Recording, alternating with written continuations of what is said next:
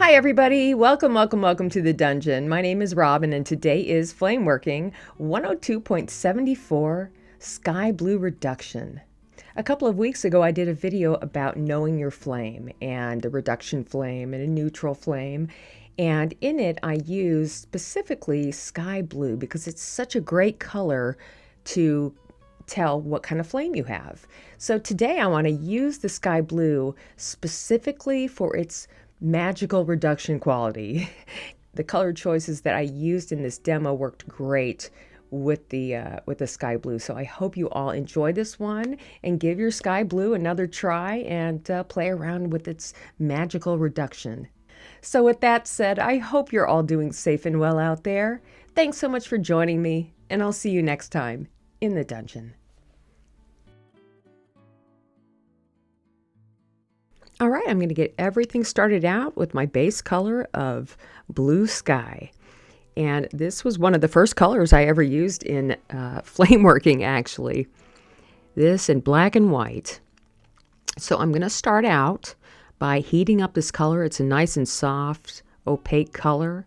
And start by adding my footprint bead. And then from there, I'm going to keep my mandrel nice and warm. Make sure your footprint bead is a bit on the cool side, and then you'll attach your rod and start to turn, and very gently, if you want to do this method, you just keep turning your mandrel as fast as the glass is laying down, and then you gently travel across the top of the mandrel, making sure that the mandrel itself, where the bead release is nice and hot. And then once you get to the end, you'll just kind of stop traveling and get back into a straight wrap at the end. And then from here, I am going to just straighten up any of the high spots, like right there, that I feel is an issue.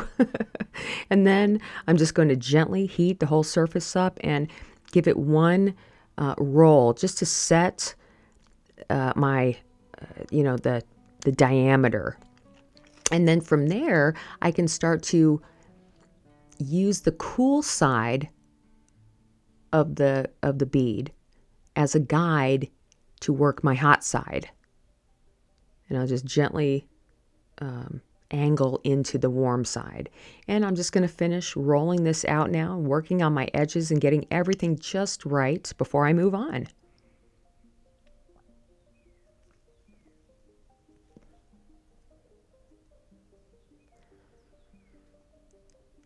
Okay, I am going to add a full another wrap of the blue sky on here. I want this bead not to be huge, but I want it to be like a thin to thick to thin shape. And I need thickness in the center. So I am going to maybe a quarter of an inch in on the side. I'll start my wrap and I'll just travel all the way over the bead. And then I will slow down when I get to the other side and gently pull away. And now I have just this section on the top in the center that I need to start rolling out. So I'll give it a gentle roll just to get my, all of everything evened out. I'm not worried about the edges yet.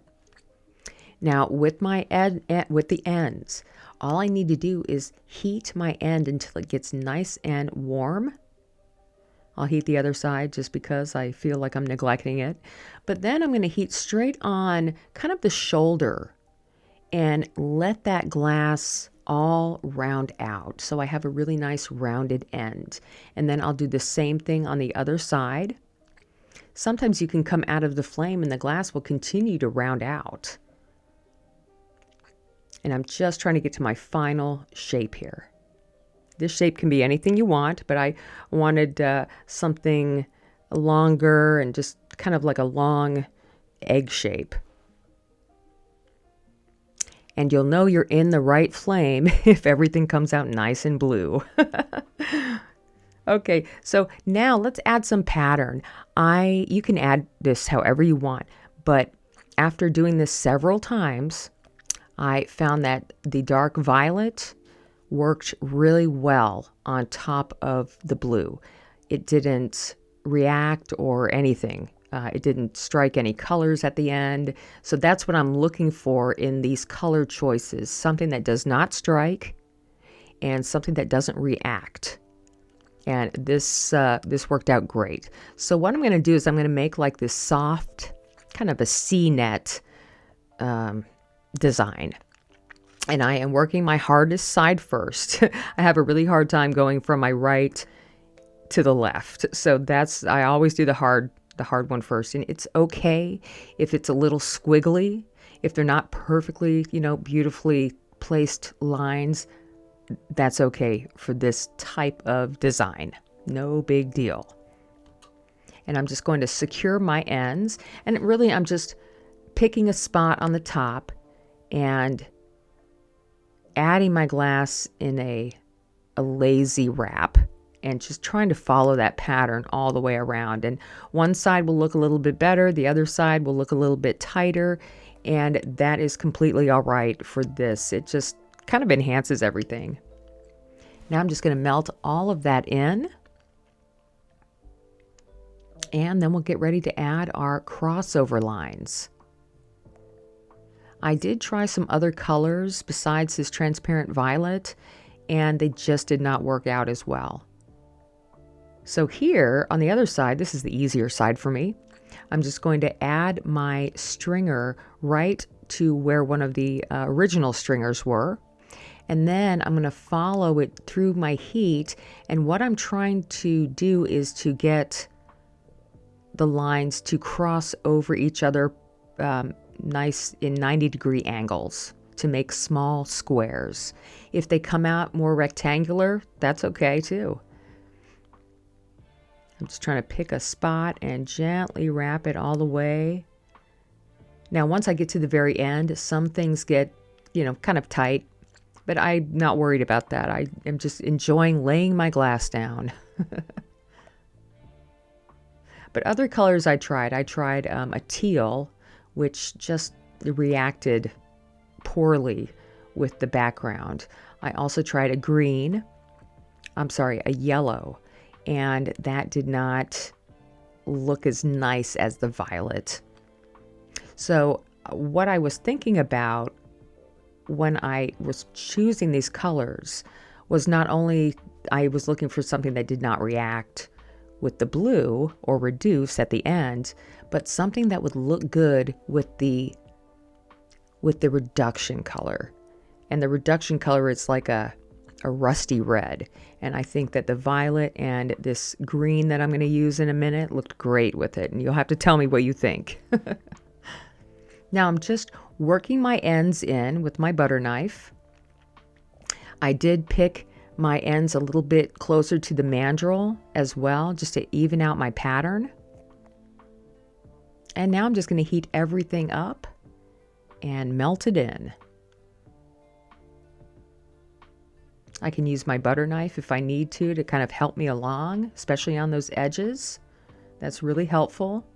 I like to use my butter knife for this because it's smaller, it's thinner, and I feel like I have more control over it than a big graphite paddle.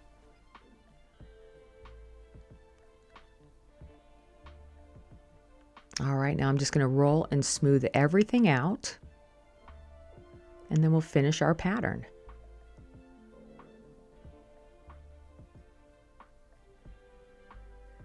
I like to have my little marving block raised up quite a bit to create a platform for me, because then when I do my angle rolls, I have plenty of room to angle the glass without the mandrel touching my table. All right, that is our almost finished pattern. Now let's go ahead and add some of this green as very tiny Swiss dots in the center of each square. And I am using the CIM Oobleck green. It's very similar to the pea green from Effetri, but it doesn't react at all or reduce. It worked out great with this color choice or combination. And I'm just adding little teeny tiny dots everywhere that there is a square. And if there isn't a square, like here and some of the violet overlapped, I'm still going to try to continue the dot pattern just to make everything more cohesive. And then I'll heat all of that in and turn everything around and finish adding my dots to the other side. Another color that might work out okay for this is the intense black. However, when you really heat up the intense black, like superheat it, it does tend to kind of spider web out. So there's a lot of research and development when it comes to certain color choices for certain techniques. All right, I'm almost finished here. I just want to add a few more dots to finish off my pattern.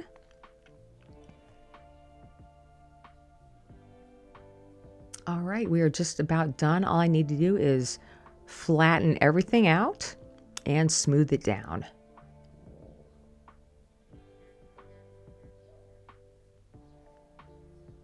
And you want to make sure that everything is exactly where you want it right at the end, because the very last thing that we're going to do is the reduction.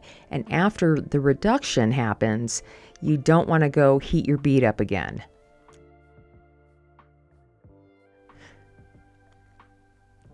And that's why I spend my time on this final shaping.